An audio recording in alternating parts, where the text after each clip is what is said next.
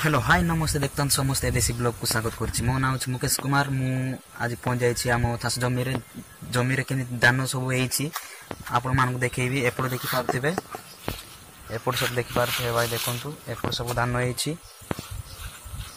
धान हो भाई किंतु देखु पानी तो वर्षा 2-3 दिन बेसी वर्षा तो धान गुड़ा सब पानी रे पूरा भर्ती देखो पानी मझे पूरा फुल आउ एपट टी देखी दिंतु आउ ये भी देखो चाष गुड़ा चाष कर धान गुड़ा केमती अच्छे देखु